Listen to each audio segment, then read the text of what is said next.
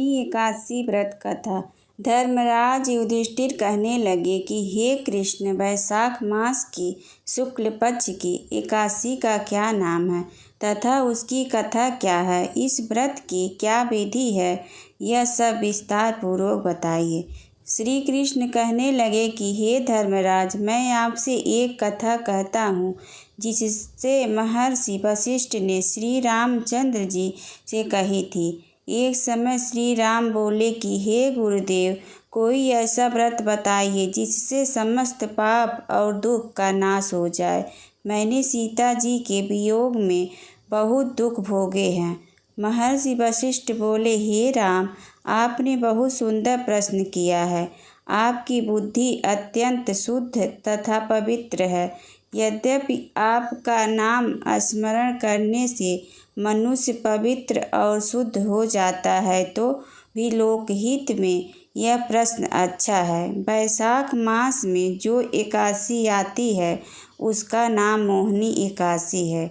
इसका व्रत करने से मनुष्य सब पापों तथा दुखों से छूटकर मोहजाल से मुक्त हो जाता है। मैं इसकी कथा कहता हूँ, ध्यान पूर्वक सुनो। सरस्वती नदी के तट पर भद्रावती नाम की एक नगरी में द्युतिमान नामक चंद्रवंशी राजा राज करता था। वहाँ धन धान्य से संपन्न व पुण्यवान धनपाल नामक वैश्य भी रहता है। वह अत्यंत धर्मालु और विष्णु भक्त था। उसने नगर में अनेक भोजनालय, प्याऊ, कुएं, सरोवर, धर्मशाला आदि बनवाए थे। सड़कों पर आम, जामुन, नीम आदि के अनेक वृक्ष भी लगवाए थे।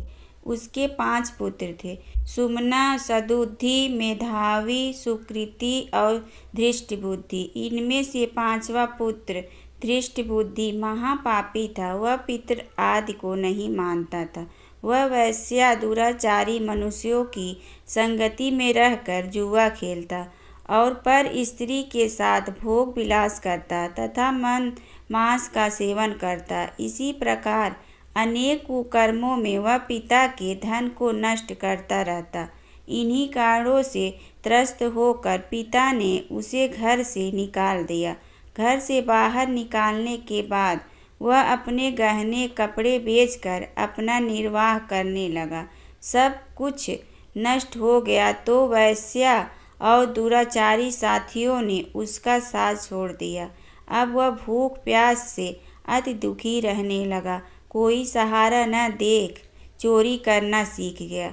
एक बार वह पकड़ा गया तो वैश्य का पुत्र जानकर चेतावनी देकर छोड़ दिया गया, मगर दूसरी बार फिर पकड़ में आया गया। राजा से इस बार उसे कारागार में डाल दिया गया। कारागार में उसे अत्यंत दुख दिए गए। बाद में राजा ने उसे नगरी से निकल जाने का कहा। वह नगरी से निकल वन में चला गया। वहाँ वन पशु पक्षियों को मार कर खाने लगा। कुछ समय पश्चात वह बहेलिया बन गया और धनुष बाण लेकर पशु पक्षियों को मार मार कर खाने लगा। एक दिन भूख प्यास से व्यथित होकर वह खाने की तलाश में घूमता हुआ कौंडिन्य ऋषि के आश्रम में पहुंचा। उस समय वैशाख मास था और ऋषि गंगा स्नान कर रहे थे।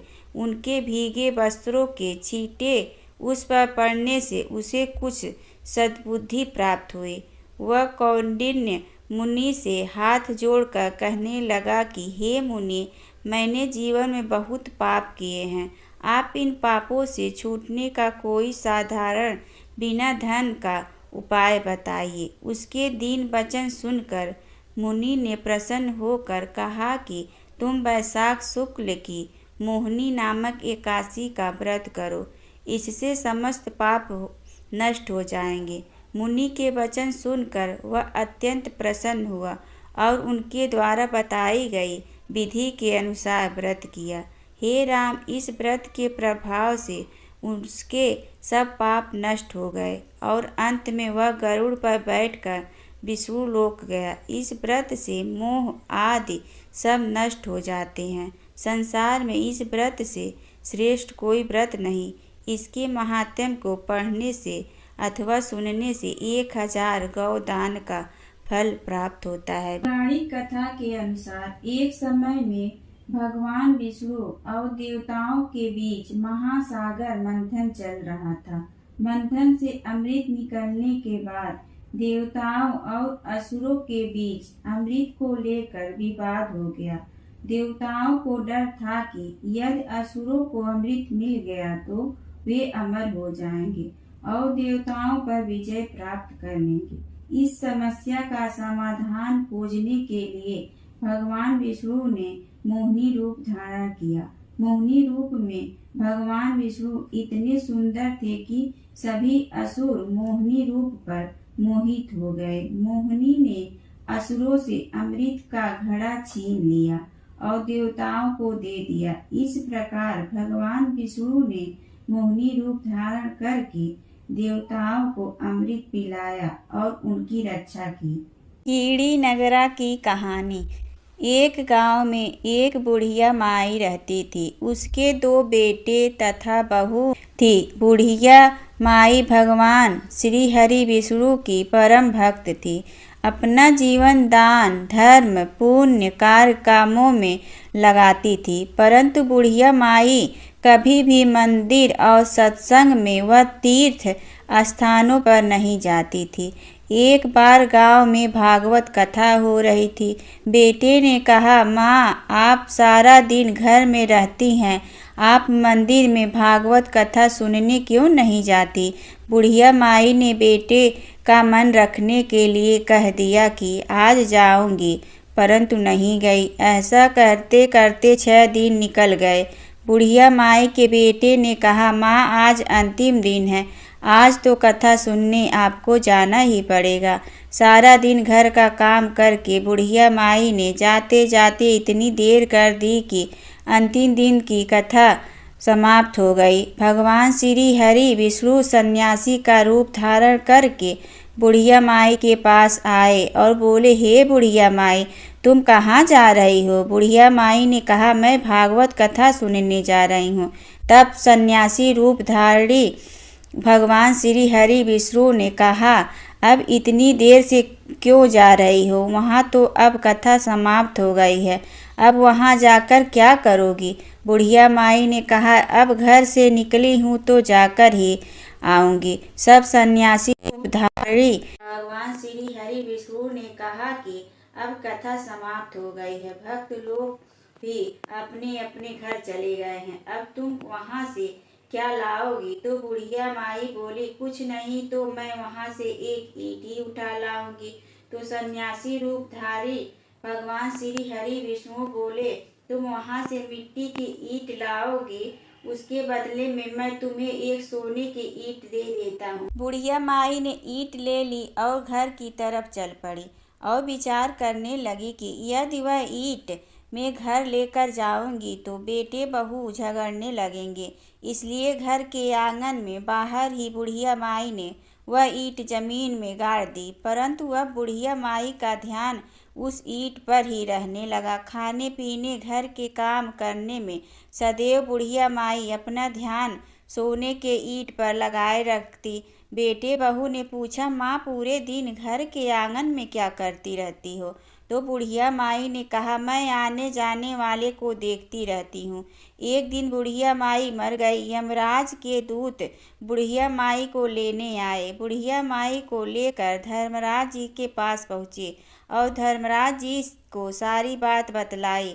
धर्मराज जी ने बुढ़िया माई को कुतिया की योनि दे दी और कुतिया उसी पेड़ के नीचे बैठी रहती। बुढ़िया माई की बहू ने कहा, इस कुतिया को यहाँ से भगाओ, नहीं तो यह बच्चों को काट जाएगी। उसके बेटे ने उसकी पीठ पर एक लकड़ी मारी और बुढ़िया माई मर गई और को सर्प की योनि मिली। आंगन में सर्प को देखकर बेटे बहू ने किसी को काट नहीं पाए इसी डर से मार दिया। फिर बुढ़िया माई मरकर धर्मराज जी के पास पहुंची। बुढ़िया माई कीड़ी का रूप धारण करके उस आंगन में कीड़ी नगरा बना लिया।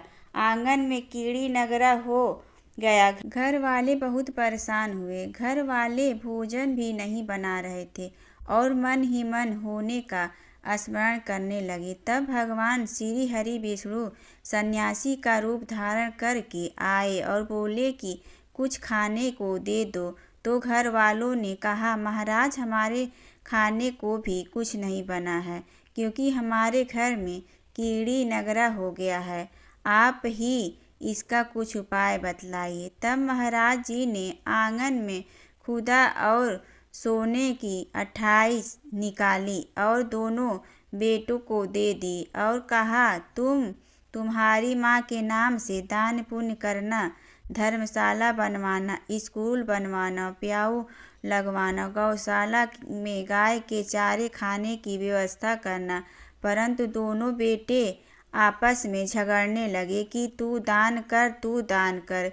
किसी ने बुढ़िया माई के नाम से कोई दान नहीं किया और कीड़ी नगरा वहाँ उसी स्वरूप में स्थापित रहा। कुछ दिन बाद सन्यासी वापस आया और बुढ़िया माई के बेटों ने भगवान स्वरूपधारी सन्यासी महाराज से कहा कि हमारी घर की हालत वैसी की वैसी है, कीड़ी नगरा तो वैसे का वैसा ही है। तब साधु रूपधारी सन्यासी महाराज ने कहा, वह सोने के ईंट के टुकड़े लाओ और उन्हें बेचकर उनसे जो भी धन मिले उसे तुम्हारी माँ के नाम से दान पुण्य करो। इस कीड़ी नगरा पर शक्कर और आटा डालो। तुम ऐसा करोगे तो तुम्हारी माँ को मोक्ष प्राप्ति होगी। और उनके घर से कीड़ी नगरा चला गया। जो व्यक्ति प्रतिदिन सुबह प्रातः आटा और शक्कर कीड़ी नगरे पर डालता है, वह सदैव धनवान, पुत्रवान, संपन्न, सुख समृद्धि से जीवन यापन करता है। उसके घर में कभी कोई कष्ट नहीं आता और उसका जीवन सदा सर्वदा आनंद से व्यतीत होता है। उसके परिवार उसे अत्यधिक स्नेह प्रदान करते हैं। कीड़ी नगरा प्रतिदिन सींचने से जुड़ी नगरी की कहानी सुनने से, दान पुण्य व धर्म कार्यों में रुचि लगाने से जीवन उत्तम हो जाता है। बोलो विष्णु भगवान की जय।